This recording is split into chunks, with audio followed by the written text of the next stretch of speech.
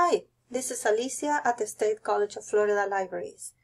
This is part 2 of a presentation for students in the Speech Communications course with Professor Williams to prepare the outline for the speeches. In part 1, we saw the structure of the outline. We saw the sections that every speech has, the introduction, body, and conclusion. And then we looked at how to subdivide each section into main points, and then how every main point can be further subdivided into subpoints, supporting points, and additional subdivisions. And we also saw how we number or add letters to each of these levels. Now we're going to discuss how to create a template in Word that you can use to make this structure with your own content. We're going to be using the Microsoft version of Word. So if you're using a Mac computer, look for further instructions in a later video. So we're going to be using Word. Let's get started. The first thing we're going to do is open, of course, a new document. So I'm going to go and create a blank document. This is where we're going to get started. And we're going to type just labels for each section, and then you will replace those labels with your speech content. The first thing you want to do when you open the new document is set up the font and the size. So I'm going to go up here in font and select Times New Roman size 12, which is a standard. And then also the first thing before you start is going to be putting the title of your speech. And since this will be the title, you're going to bold it or underline it and center it in the center, of course, of the page. Below the title of your speech, you're going to add the purpose or the goal. So to do that, when you press center, we're still centered, so we're going to go back to the left side and type in your general and specific purposes. We carried over with the bold, so we're going to take the bold out, and that's going to be like your introduction. After you type that in, we're going to start with the different sections. So we're going to add, remember the main sections were introduction, body, and conclusion. And I told you that you're also going to need a references section at the end. So these are the 4 sections of your speech. Since they are sections, we're going to put them in the center, just like that with the automatic centering. Now we're going to add the parts under each section. When I press enter to create a space under the section, of course it keeps it centered, so we're going to go back to the left alignment here. And we're going to start with our subdivisions as we had created them. So remember, we're going to go back, see here. The first level of subdivision are the main points. So we're going to go back and put main point, and that will be your first main point in the speech. In the introduction section is going to probably be your opening statement, the part where you catch the attention of your audience. Then you're going to have another main point. Probably it's going to be an introduction to the topic. Your instructor will give you guidelines on what these different main points should be, especially for the introduction.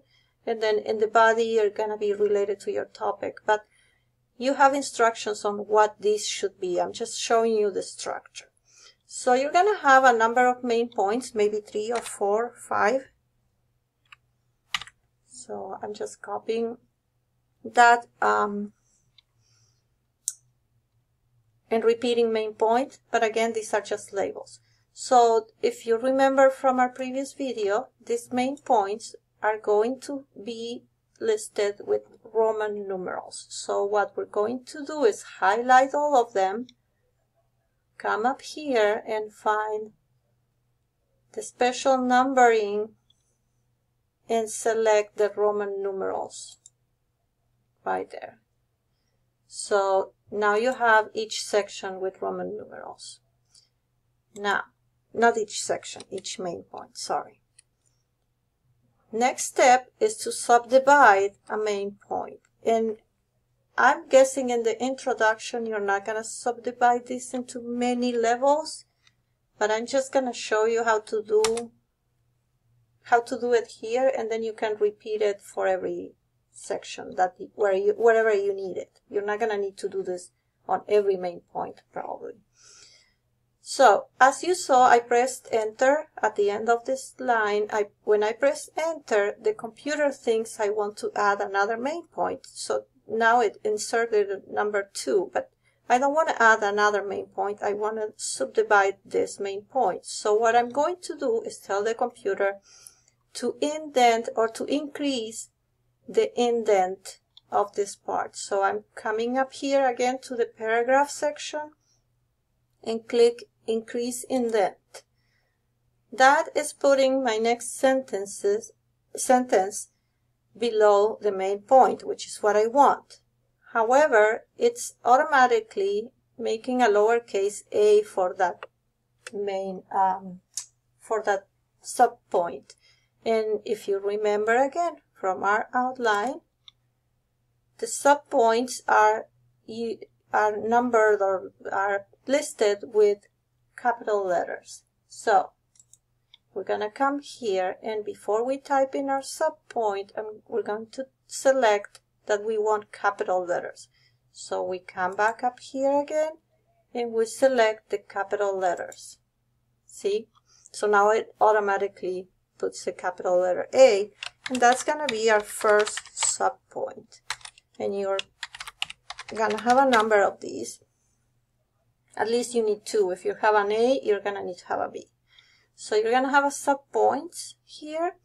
Let's pretend we want to subdivide this subpoint into further divisions. So what we're going to do, remember, the next level was the supporting points for your subpoints. So for the supporting points, we're going to press enter. And again, now the computer is thinking that I want to add another subpoint. So I'm going to tell the computer that this next line, I want it under this. So increase indent. Remember that? Now it's good. It's under this, but this is wrong because remember, the subpoints will be numbered with regular Arabic numbers, not Roman. So what do? I tell here that I want that listed with regular numbers, just like this. So now it's putting number 1.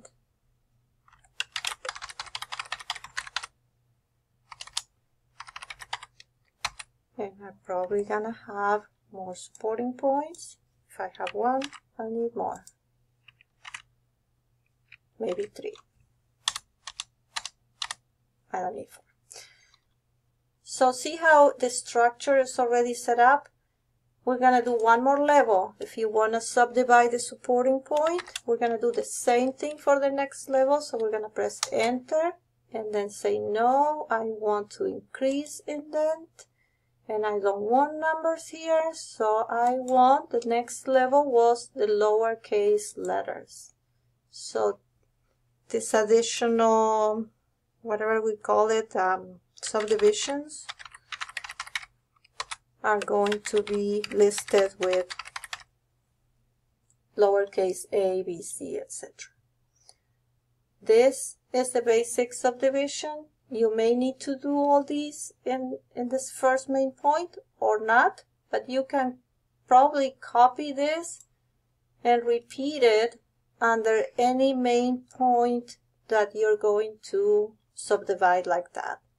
So I recommend that you keep this as your template, and then you copy this section under each main point that you want to subdivide, and then you can come back here and replace, instead of saying main point, you're going to type in your actual sentence, your actual introductory opening sentence or statement that how you're going to start your speech. You start typing it here and replace the words main point with your own content. But this is the structure that you're going to be using. You can do the same thing. I'm going to copy this for the body. Again, when I press enter to make space, it's centered, so I'm going to move to the left, and I'm going to copy that same structure. I'm going to do it for the conclusion, although probably the conclusion, let me show you again, align left and paste. Probably the conclusion is not going to have these many levels. Your conclusion is going to have only a few main points. The introduction is also not going to have that many levels, but in your body you may need to copy this structure for each main point, probably. Depends on your content. So here you have the template that shows you the structure. Now, one thing we didn't discuss is the spacing between the lines on the formatting of this page. As you see, we have it now all together, but there is a specific requirement that your instructor has about how many spaces or lines, how spaced the lines should be, when it should be double space or single space in between the lines. So that's going to come in the next video. I hope this is helping you. Go to part 3 to see how to do the spacing and the indentation.